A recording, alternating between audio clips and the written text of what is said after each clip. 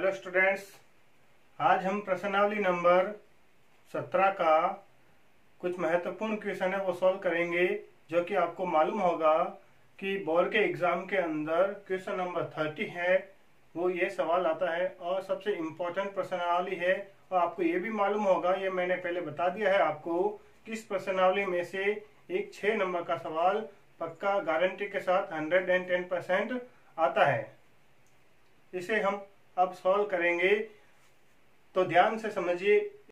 प्रश्नावली शुरू करने से पहले अगर आपने हमारे YouTube चैनल को सब्सक्राइब नहीं किया है तो आप जल्द से जल्द इसको सब्सक्राइब करें और इस चैनल पे ऊपर जो भी आपको ज्ञान मिल रहा है इसका ज़्यादा से ज़्यादा फायदा उठाएं और अपने मित्रों के साथ इस वीडियो को लाइक करें, कमेंट करें और सब्सक्राइब करना कभी न भूलें और बेल आइकन को अवश्य रूप से दबाएं।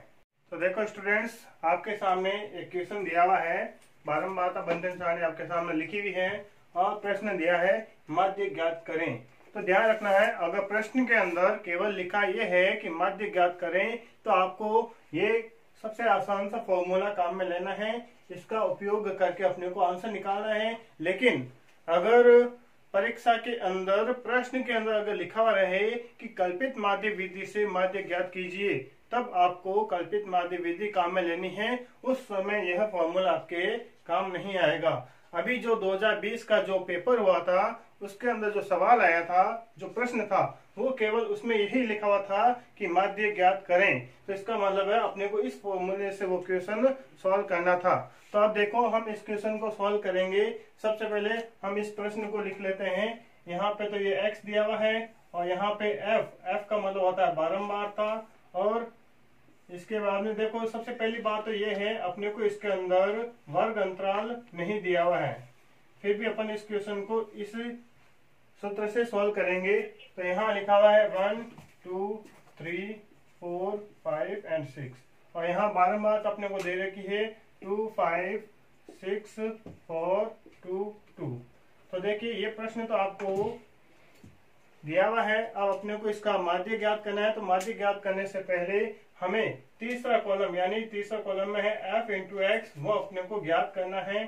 तो f इंटू एक्स ज्ञात करना बहुत ही आसान है, यानी f को x से गुणा करके अपने को आगे लिखना है। तो 1 को 2 से गुणा किया तो आगे 2, 2 को 5 से गुणा किया तो आगे यहाँ पे 10, 3 को 6 से गुणा किया तो आगे यहाँ पे 18, 4 को 4 से गुणा किया तो यहाँ पे आगे 16 और 5 को 2 से गुणा किया तो यहाँ पे आगे 10 और 6 को 2 से गुणा किया तो आगे 12। इस प्रकार अपन ने f इंटू एक्स ज्ञात कर लिया है। अब यहाँ पे सिग्मा एफ एक्स, ध्यान रखने वाली बात है, यहाँ पे सिग्मा एफ एक्स लिखेंगे और यहाँ सिग्मा एफ।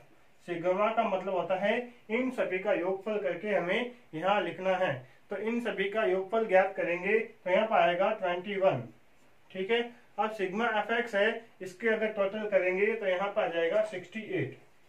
यहाँ तक सवाल सॉल्व करने के बाद अब अपने को इस फॉर्मूले पे जाना है। यहाँ फॉर्मूला लिखेंगे। ध्यान रखने वाली बात है, यह समांतर माध्य का प्रतीक चिन्ह है, x के ऊपर बार लगी हुई, इस बात का ध्यान रखेंगे। बराबर सिग्मा एफ एक्स बटे सिग्मा एफ। अब देखो, सिग्मा एफ एक्स का मान अपने यहाँ पे ज्ञात किया था 68 है, यहाँ लिख देंगे 68 अपॉन सिग्मा एफ का मान है यहाँ पे 21, यहाँ लिख देंगे 21। अब आपको 21 का भाग 68 में लगाना है तो अपना आंसर आएगा लगभग 3.23। इस प्रकार ध्यान रखने वाली बात है, इस चाहे कोई भी क्वेश्चन हो, अगर माध्य ज्ञात करना है तो इस फॉर्मूले को आप काम में लेना है। इस प्रकार अपना क्वेश्चन सॉल्व होगा। तो स्टूडेंट्स, अपन ने माध्य ज्ञात किया था, जो पहला क्वेश्चन था। अब हम कल्पित माध्य विधि से माध्य ज्ञात करना सीखेंगे। तो आपके सामने ये प्रश्न दिया हुआ है, प्राप्तांक दिए हुए हैं वर्ग अंतराल के रूप में और छात्र संख्या दी हुई है अंकों के रूप में। तो ध्यान रखना है, कल्पित माध्य विधि से अगर हम सवाल सॉल्व कर रहे हैं तो इसके अंदर ये फॉर्मूला अपने को काम में लेना है, a plus sigma F D बटा सिग्मा एफ इंटू डी। तो ध्यान रखना, a का मतलब होता है कल्पित माध्य और h का मतलब आपको मालूम होगा वर्ग अंतराल होता है। तो क्वेश्चन सॉल्व करते हैं। अब यहाँ लिखेंगे प्राप्तांक। तो शुरू करते हैं। अब कल्पित माध्य विधि से माध्य ज्ञात करना। ध्यान रखना है 2 कॉलम अपने को प्रश्न के अंदर दिए हुए रहेंगे, 3 कॉलम अपने को और बनाने हैं। लेकिन अपने को ये भी मालूम होना चाहिए कि तीसरे, चौथे और 5वें कॉलम में क्या आएगा। तो आपको बता देते हैं, तीसरे कॉलम में आएगा मध्यमान, जिसे x के द्वारा प्रदर्शित किया जाता है। और चौथे कॉलम में आएगा d बराबर x minus a upon h। और 5वें कॉलम आएगा f इंटू डी। ये करने के बाद अब देखो कल्पित माध्य मध्यमान ज्ञात करना है। तो इसके 2 तरीके हैं। सबसे आसान तरीका मैं आपको बता देता हूँ। सबसे पहले अपन देखेंगे इसके अंदर वर्ग अंतराल 5 का है। तो 5 का जब आधा करते हैं तो 2.5 आता है।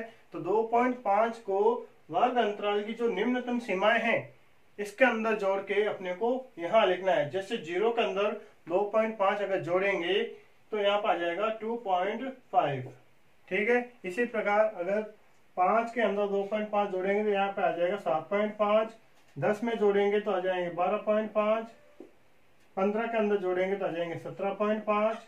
और 20 के अंदर जोड़ेंगे तो आ जाएंगे 22.5। और 25 के अंदर जोड़ेंगे तो यहाँ पर आ जाएंगे 27.5। इतना करने के बाद अपने को ए मानना है। ए का मतलब होता है कल्पित माध्य। ए का मतलब क्या होता है? कल्पित माध्य। ज्यादातर ये बीच वाली संख्या लेनी है, और वो भी किस में से? x के मान में से जो बीच की संख्या है वो अपने को लेनी है। जैसे मान लीजिए हम 12.5 को कल्पित माध्य मान लेते हैं। ठीक है। और h का मतलब मैंने आपको बताया था, h का मतलब होता है वर्ग अंतराल, जो कि यहाँ पे वर्ग अंतराल कितना का है? वर्ग अंतराल यहाँ पे है 5 का। तो देखो अपन ने जो 12.5 को कल्पित माध्य माना है, इसके जस्ट आगे आप 0 लिख दीजिए।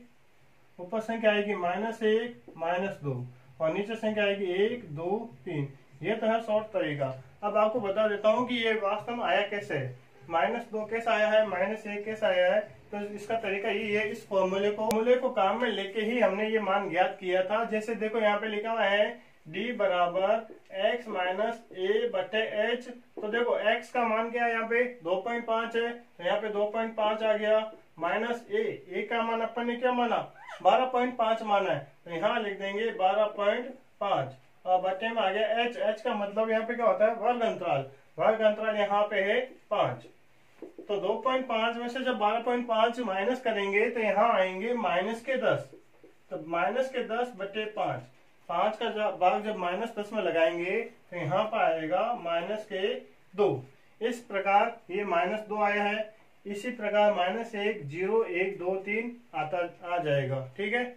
अब आगे ज्ञात करते हैं f इंटू डी। तो देखो यहाँ पे f को d से गुणा करके यहाँ लिखना है। तो 3 को -2 से गुणा किया तो यहाँ पर आ गया -6। 7 को -1 से गुणा किया तो यहाँ पर आ गया -7। 15 को 0 से गुणा किया तो यहाँ पर आ गया 0। 24 को 1 से गुणा किया तो यहाँ पर आ गया 24। 16 को 2 से गुणा किया तो यहाँ पर आ गए 32। 5 को जब 3 से गुणा किया तो यहाँ पर आ गए 15। तो ये अपन ने सोल्व किया है। अब देखो यहाँ पे माइनस की संख्याओं को यहाँ तक सोल्व करने के बाद माइनस की संख्याओं का योग अलग करेंगे। -6 -7 को जोड़ेंगे तो आएंगे -13। 24 32 15 ये सभी प्लस की संख्या है, इनको जोड़ेंगे तो आएंगे 71। अब देखो प्लस माइनस माइनस होता है। 71 में से 13 माइनस करेंगे तो यहाँ 58 आएंगे। इसके बाद सिग्मा एफ का मान अपने को ज्ञात करना है। इन सभी को जोड़ के यहाँ लिखना है। ये सब मान ज्ञात करने के बाद अपने को वो फॉर्मूला काम में लेना है। उस फॉर्मूले के अंदर अपने को मान रखना है। जैसे मान लो ये फॉर्मूला है, यहाँ पे x बार बराबर a का मान यहाँ पे है, अपन ने माना है 12.5, तो यहाँ लिख देंगे 12.5 प्लस सिग्मा एफ डी का मान यहाँ पे ज्ञात कर लिया अपन ने 58 है, यहाँ अपन लिख देंगे 58 बटे सिग्मा एफ का मान यहाँ पे है 70, तो यहाँ लिख देंगे 70 और इंटू h का मान अपन ने पहले ज्ञात कर लिया। h का मान यहाँ पे है 5, तो यहाँ लिख देंगे इंटू 5। अब 12.5 प्लस जब 70 का भाग 58 में लगाएंगे तो आएंगे 0.82 फिर इंटू 5। अब 12.5 प्लस 0.82 को जब 5 से मल्टीप्लाई करेंगे तो यहाँ आएंगे 4.14। अब 12.5 में जब 4.14 को जोड़ेंगे तो आ जाएंगे 16.64। इस प्रकार हमने कल्पित माध्य विधि से माध्य ज्ञात करना सीखा है।